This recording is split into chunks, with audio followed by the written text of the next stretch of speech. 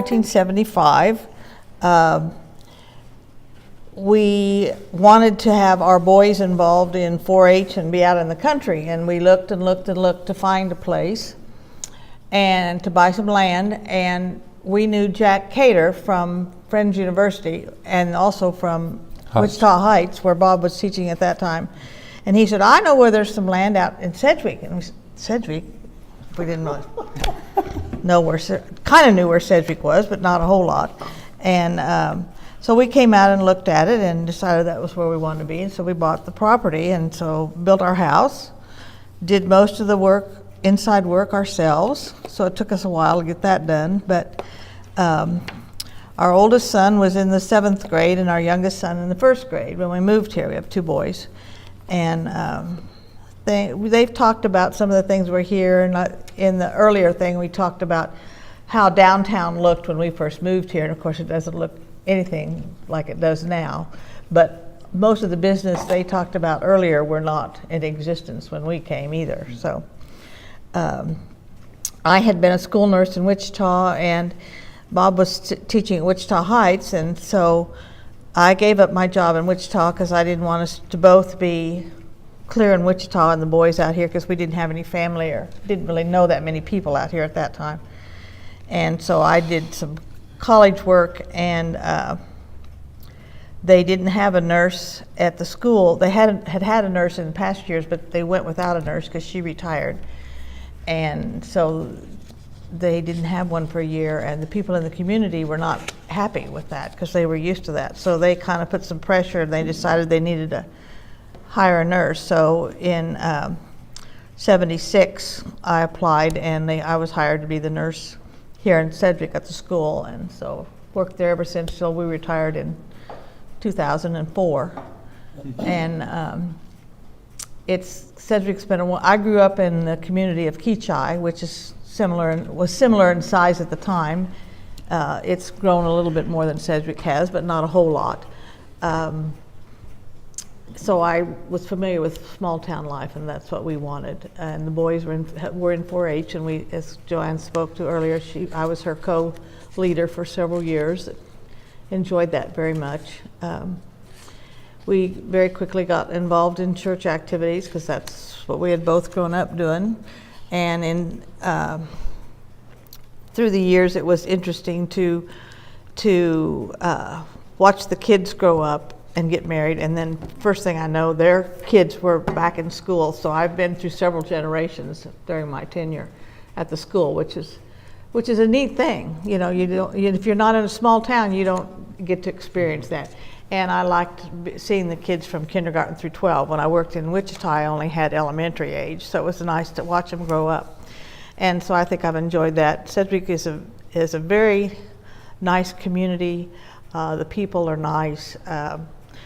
Jerry spoke about the convenience of being in a small town and small town atmosphere, but yet close to big city things that you would need. And so I think that's a definite advantage. Yeah. And so we have liked that. And then, so in 1978, I'll let Bob start talking, but they needed a football coach, and so he applied. So I'm Bob Thompson, Coach T. Everybody knows the Mint Man. I have a lot of nicknames, but I can't mention all those. No, the thing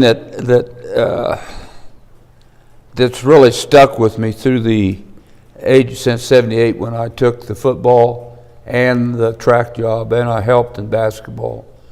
When you first start out teaching, you got to coach about 3 of them to make a living. And the wife has done such a great job raising those 2 boys, because I was hardly ever around. I was at Heights, and then I took the job here.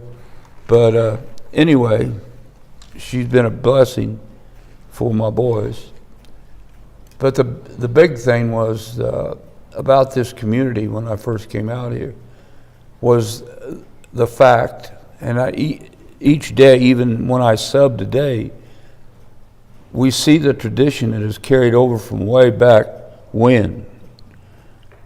I mean, this city has pride, And we could see people that have left it, and a lot of them still come back, because it's a town that has a lot of tradition.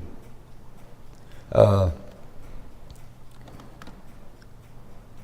don't know, I had some of the kids, the Mosmans and the Davidsons and the Hirschbergers and the Swindlers, and not to mention a lot of other people that contributed to this tradition that we have in this town.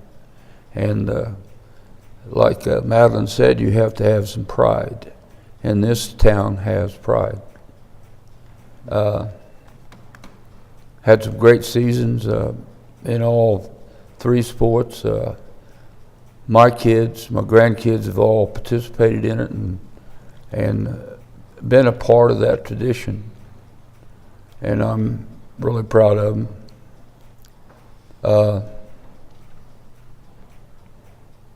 That's basically where I'm coming from. Yeah. That's how I feel. And it's been a good town. And for people that want to move in, the doors are open. We have 2 new additions out east, but I think they're almost filled up now, That's how the town has grown. Now without the 2 additions, Highlands and the reserves, this town was hurting a little bit. We dropped down to 1A, I was playing 8-man football, which when I first got here it was 11-man, then it dropped. But that's kind of been a part of the tradition that is growing east of town. And but anyway. So how did you start giving students the mints? In my coaching, I always gave rewards to, if you win. You had to win, you had to do something positive. Like I tell you, when I give you a mint, it's the taste of victory. A lot of people look at me and say, well, do I have bad breath? I said, no, it's a taste of victory. You've done something positive to the community or whatever activity you're doing. And it started out as in track, I passed out what we call raspberry Roonies, which was a popsicle thing. If I had a personal best or broke a school record or a state record, they would get a raspberry Rooney. But the mint thing I don't know when I started that, but I know I passed a lot of them out. And I'll continue as long as they make them. Of course, I should own part of Lifesavers, I think. But anyway, that's where, that is a tradition I started, and I hope it continues afterwards. Yeah, that's basically it. Yeah. And so, were you ever able to coach your own boys then? Yeah. I had Brian and Jonathan. But my grandkids, no, I wasn't. But I still coached them, like on the Logan, sidelines. Nathan. I still, my track expertise and throwing events and stuff. Just like Grace, I still talk to her. I know. Now I'll leave that alone. Sometimes you can get in trouble, especially when your dad is coaching the throwing events and there's Grandpa trying to enter into the thing. It can create a problem once in a while. But anyway, we'll leave that at that. So, so you both moved here in, what was it, 75? About 75. 75. So you've been here for, how many years is that now? It's almost Be 40, 44. 44. Mm-hmm. And so, do any of your children still live in town? I know. Both of our boys live here. They left when they went to college and stayed away for a while till they started deciding they wanted to have family. And then Jonathan came back here and taught here for a while, and then they like the small town. They don't like living in the city. Brian lived in the city till after Logan was born, and then they built their house out here, and they wanted to come back to the small town atmosphere. Yeah. So No, it's a good town. well, there's you see the you talk people. about a sense of community, Right. and that's what the advantage of living in a small town is. If you live in a big city, you don't know. You might know your immediate neighbors, but you don't know the people that live across town like you would here in town. And you don't know anything about the families that your children are wanting to play with. That's what, when we lived in Wichita, when Brian was little, you know, we knew the neighbors, and he played with the neighbors, but he'd say, I want to go to such and such a house after school. And I didn't have a clue who they were, knew nothing about them. And so the small town is an advantage for that. Yeah. It also allows you the freedom to be involved in a lot of things. If you're in the big city, people don't do that. They don't get involved in community activities because they're, except maybe where you go to church, there really aren't community activities. You might have a neighborhood association or a block party or something like that once in a while, but it's not the same as being involved in, you know, other things in the community besides just your church. There's other organizations and things you can do besides just being part of a church group. So it's a definite advantage. Some people don't like that because they feel like everybody knows your business, and to a certain extent that's true.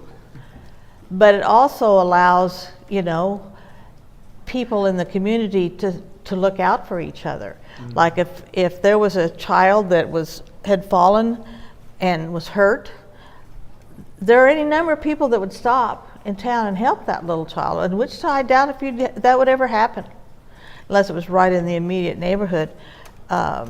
So there's an advantage to looking out for each other. Do you have any examples, just from real life experience, of neighbors looking out for neighbors in town? Oh, well, yeah, when there's been floods here, I think that's a prime example of how sandbags. People got together and sandbagged and helped each other. After the flood was over, groups of people would go in and help people clean up that their basements had flooded and stuff like that. Probably aren't going to get that except in a small community. Yeah. So some people might call the two of you the grandma and grandpa of Sedgwick. Probably. How would you react to this title? I think they sense that we care about the kids because that's been our whole life. Mm-hmm. And there are children who still, even though it's a small community, don't have anybody that looks out for them very much. And I guess we're both soft-hearted enough. If a child comes to us and said, would you, especially him, would you come to my ball game? He's going to be there because he knows probably nobody else is going to go watch that child play. And I think that's important, that they have that feeling that there is somebody that cares how I'm doing and how I'm doing well. And the same thing is with the mints. They know that they have to do something good, positive. You know, they do well on a test, or they do something special. They're going to get a mint. They don't just get them just because they showed up. You know, they have to do something positive. So. They have to learn the handshake. Yeah. Yeah. Have you learned that one yet? I don't know that I have. Okay, well I'll have to he has teach a you special that. handshake. I can't believe you don't know it, Derek. Everybody at school knows it, or not everybody, but a lot of them do. So. What's the handshake look like? Okay. You want to see it? Here we go. There we go, like this. Okay. Then we fly like an eagle. Then we pound them. We pound them in the ground first. Okay. Pound. And then we knock them out.